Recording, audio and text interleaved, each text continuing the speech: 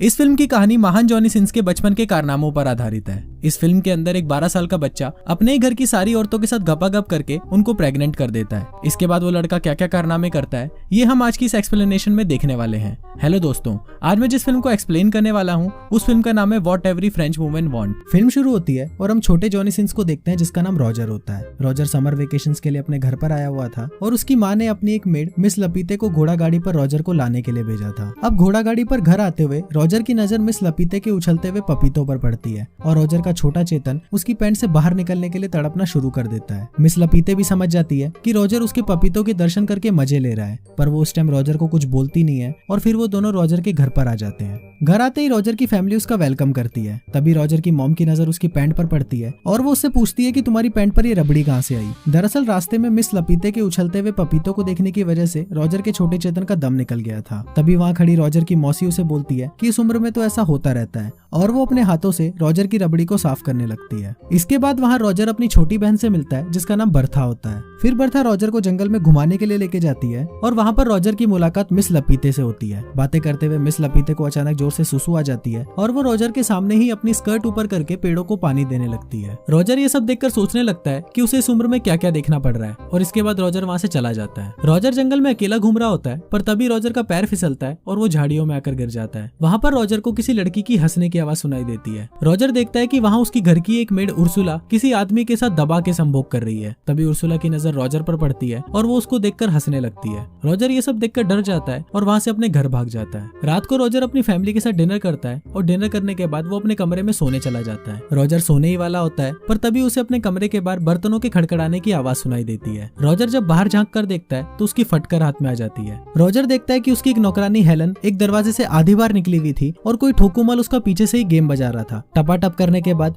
Helen अपने कपड़े ठीक करती है और वहाँ से चली जाती है। ये देखकर रॉजर अपनी भावनाओं पर काबू करता है और सोने चला जाता है। रॉजर जैसे ही बेड पर बैठता है तभी वहाँ उसकी छोटी बहन बर्था आ जाती है जो उसके बिस्तर में ही छुपी हुई थी। फिर बर्था उसको उनकी मौसी मार्गरेट के बारे में बताने लगती है। वो बताती है कि हमारी मौसी अभी तक एक वर्जिन है। फिर रॉजर उससे पूछता है कि तुम्हें कैसे पता, तो बर्था बताती है कि मुझे हमारी घर की एक मेड हेलन ने बताया था। फिर रॉजर पूछता है कि मौसी ने अभी तक शादी क्यों नहीं करी, तो बर्था बोलती है कि मैंने ऐसा सुना है कि उन्हें मर्दों से डर लगता है। अगले दिन बर्था रॉजर को एक नदी के किनारे लेके जाती है। यहाँ उनके घर की सारी मेट्स नहाते हुए अपने सीक्रेट शेयर किया करती थी। थोड़ी देर बाद वहाँ उर्सुला और बाकी मेट्स आ जाती हैं और रॉजर और बर्था पेड़ के पीछे छुपकर उनकी बातें सुनने लगते हैं। वहाँ पर नदी के दूसरे किनारे से 3 दरिंदे जा रहे होते हैं और ये 3 दरिंदे भी रॉजर के घर पर ही काम किया करते थे। फिर तीनों वहीं खड़े होकर सुसु करने लगते हैं और नदी के दूसरे किनारे बैठी मेट्स को अपना छोटा चेतन दिखाने लगते हैं। अब उर्सुला भी उनसे 4 कदम आगे थी इसलिए वो भी अपनी स्कर्ट ऊपर करके अपना पिछवाड़ा उनको दिखाती है और ये सब बर्था और रॉजर पेड़ के पीछे छुपकर देख रहे होते हैं। इसके बाद हम देखते हैं कि घर पर रॉजर की बड़ी बहन एलिसा अपने पापा के साथ आती है और घर के सभी लोग उसका वेलकम करते हैं। एलिसा एक एक करके घर के सभी लोगों से गले मिलती है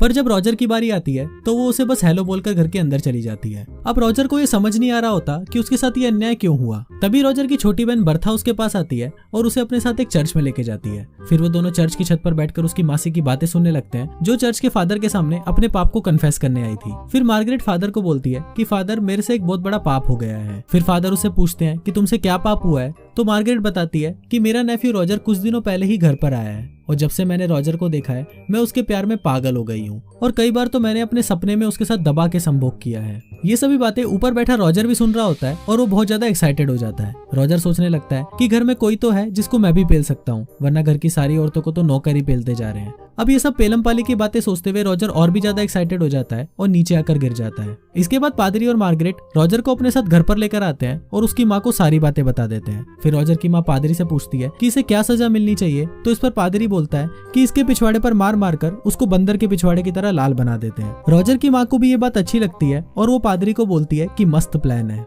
फिर रॉजर की माँ उसकी मासी मार्गरेट को बोलती है कि ये शुभ काम तुम करोगी। मार्गरेट पहले तो ऐसा करने के लिए मना कर देती है पर रॉजर की माँ के फोर्स करने पर वो ऐसा करने के लिए तैयार हो जाती है और रॉजर के पिछवाड़े पर 10 बार जोर से फटके देती है जिससे उसका पिछवाड़ा बंदर के पिछवाड़े की तरह लाल हो जाता है। रात को रॉजर बेड पर उल्टा होकर सो रहा होता है क्योंकि उसके दोनों तबले सूजे हुए थे। तभी उसे वापस अपने कमरे के बाहर बर्तनों के खड़खड़ाने की आवाज सुनाई देती है। रॉजर देखता है कि इस बार भी कोई ठोकुमल हेलन के पीछे से उसकी ठुकाई कर रहा है और इस बार भी हम लोगों को पता नहीं चलता कि ये ठोकुमल है कौन जो अपना काम करके वहाँ से गायब हो जाता है। वहाँ पर मिस्टर फ्रैंक भी खड़े होते हैं जो हेलन की ठुकाई एंजॉय कर रहे थे।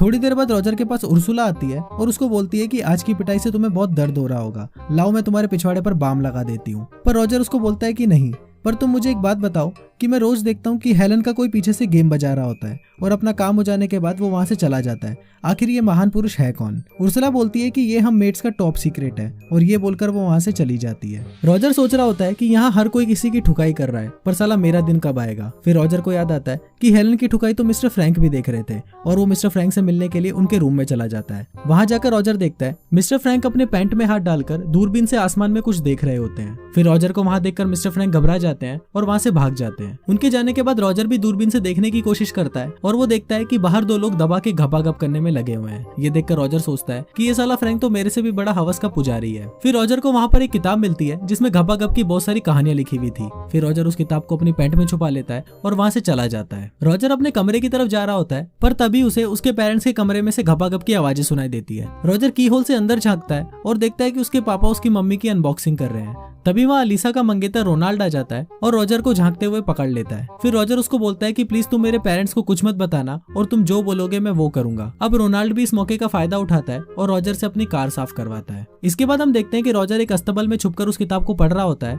और उस किताब को पढ़ते हुए वो अपनी पैंट में हाथ डालकर अपनी घोड़ा गाड़ी चलाने लगता है। तभी वहाँ पर उनका एक नौकर चूतड़मल आ जाता है और रॉजर उसको देखकर एक कोने में जाकर छुप जाता है। थोड़ी देर बाद हेलन भी वहाँ पर मुर्गियों को दाना डालने के लिए आती है और फिर चूतड़मल हेलन को वहीं फंसा देता है और पीछे जाकर उसका गेम बजाने लगता है। हेलन वहाँ पर रॉजर को देखती है और उसे हेल्प करने के लिए बोलती है। जैसे ही रॉजर हेलन की मदद करने के लिए आता है, हेलन रॉजर को मना कर देती है और बोलती है कि अभी थोड़ी देर रुक जाओ। दरअसल हेलन को भी अपना गेम बजवाने में मजा आ रहा था। फिर रॉजर बाहर देखने के लिए जाता है कि आखिर क्या हो रहा है, पर तब तक चूतड़मल हेलन का गेम बजा चुका था। इसके बाद रॉजर अपने घर के अंदर आता है। वहाँ पर उसकी बड़ी बहन एलिसा और उसका मंगेतर रोनाल्ड बैठे होते हैं। फिर रोनाल्ड रॉजर को देखकर बोलता है कि मेरे जूते बहुत गंदे हो गए हैं और तुम इसे अच्छे से साफ कर दो, पर रॉजर उसे ऐसा करने से मना कर देता है। अब इससे रोनाल्ड गुस्सा हो जाता है और रॉजर की मॉम को उस रात की सारी बातें बता देता है। रॉजर की मॉम ये बात सुनकर बहुत गुस्सा हो जाती है और वो बोलती है कि मेरी दोनों बेटियां बहुत ही अच्छी हैं और मैंने उन्हें अच्छे संस्कार दिए हैं, पर ये सारा ठरकी पता नहीं कहाँ से पैदा हो गया। फिर रॉजर की मॉम रॉजर को घर से बाहर जाने के लिए बोलती है और बाहर जाने से पहले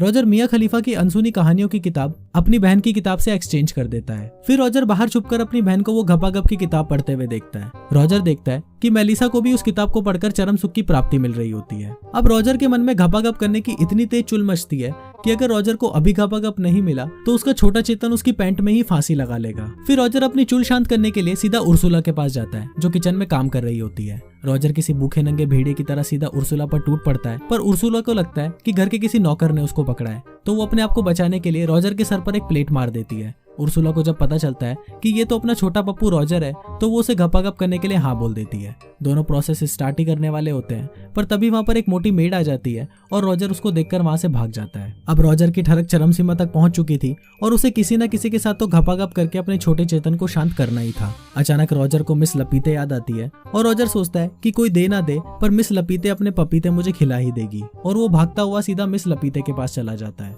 वहां पहुंचकर रॉजर वापस भूखे नंगे भेड़ियों की तरह मिस लपीते पर टूट पड़ता है और उसकी सुरंग की खुदाई करना शुरू कर देता है। पहले तो मिस लपीते रॉजर को ऐसा करने से मना कर देती है, पर बाद में वो भी चरम सुख के मजे लेने लगती है। थोड़ी देर बाद एक डाकिया वहां पर चिल्लाते हुए आता है और बताता है कि जंग छिड़ गई है और जर्मनी ने फ्रांस पर जंग का ऐलान कर दिया है। ये सुनकर सभी लोग वहां पर इकट्ठा हो जाते हैं और रॉजर के छोटे चेतन को यहाँ पर भी निराशा का सामना करना पड़ता है। अब अगले दिन रॉजर की फैमिली के सभी मर्दों को जंग में जाना था, इसलिए वो सभी घर में पार्टी करने लगते हैं। फिर वहां पर मिस्टर फ्रैंक आते हैं और सबको बोलते हैं कि मैं जंग पर नहीं जा सकता क्योंकि मुझे अस्थमा है। रॉजर को जब ये पता चलता है कि घर के सारे मर्द जंग पर जाने वाले हैं और सारी औरतें घर पर अकेली रहेंगी, तो वो ये सोचकर खुशी के मारे नाचने लगता है। अब फ्रांस में एक रिवाज होता है कि जब भी घर के मर्द जंग पर जाते हैं तो एक रात पहले सभी मर्द अपनी वाइफ के साथ जंगल में जाकर घपाघप करते हैं। अब आज रात को भी सभी मर्द अपनी वाइफ के साथ जंगल में जाकर घपाघप करने लगते हैं और वहाँ रॉजर इन सबको देखकर सोच रहा होता है कि बेटा जितना बजाना है बजा लो, पर कल से इन सभी का बैंड तो मैं ही बजाऊंगा। अगले दिन घर के सारे मर्द जंग पर चले जाते हैं और उनके जाते ही रॉजर सबसे पहले उर्सुला के पास जाता है और उसके साथ दबा के संभोग करता है।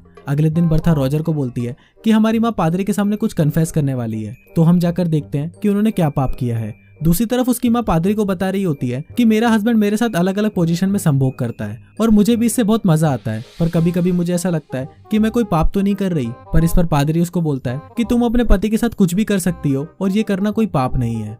इसके बाद हम रॉजर की मेड केट को देखते हैं जो नदी किनारे बैठी हुई होती है, पर तभी नदी में से रॉजर एक भूखे मगरमच्छ की तरह निकलता है और केट को वहीं पेलना शुरू कर देता है। अब ऐसा करके रॉजर में और कॉन्फिडेंट आ गया था, इसलिए रॉजर अब घर की सारी औरतों को पेलने का प्लान बनाता है। रात को रॉजर अपनी मासी मार्गरेट के कमरे में जाता है और उसके बिस्तर पर जाकर लेट जाता है। थोड़ी देर बाद वहाँ पर मार्गरेट आती है और रॉजर को देखकर चौंक जाती है। फिर रॉजर मार्गरेट को बोलता है कि आप अभी तक वर्जिन हो, इसलिए मैं आपकी मदद करने के लिए आया हूँ। पहले तो मार्गरेट रॉजर को मना कर देती है, पर थोड़ी देर तक किस करने के बाद मार्गरेट भी एक भूखी शेरनी बन जाती है और वो दोनों पूरी रात दबा के पलंग तोड़ते हैं। थोड़ी देर बाद वहाँ पर हेलन चाय लेकर आती है, पर इस बार उसे दरवाजे के अंदर खींचकर उसका गेम बजाने वाला कोई भी नहीं था, क्योंकि घर के सारे मर्द जंग पर गए हुए थे। फिर हेलन रॉजर के कमरे के अंदर आकर उसे चाय देती है। फिर चाय देकर हेलन जैसे ही वहाँ से जा रही होती है, अचानक रॉजर उसे पीछे से पकड़ लेता है और उसका गेम बजाना शुरू कर देता है। अगले दिन रॉजर अपनी बड़ी बहन एलिसा को देखता है जो अस्तबल में जा रही होती है। फिर रॉजर भी उसके पीछे जाने लगता है और वहाँ जाकर वो देखता है कि एलिसा घोड़ों को घास डाल रही होती है। रॉजर लपक कर एलिसा पर टूट पड़ता है और उसके साथ घपाघप करना शुरू कर देता है। पहले तो एलिसा रॉजर को मना कर देती है, पर थोड़ी देर बाद एलिसा को भी मजा आने लगता है और वो दोनों दबा के घपाघप करते हैं। अब तो रॉजर की मौज हो गई थी, क्योंकि घर की सारी औरतें एक एक करके रॉजर के पास आती थी और अपना गेम बजवा कर जाती थी,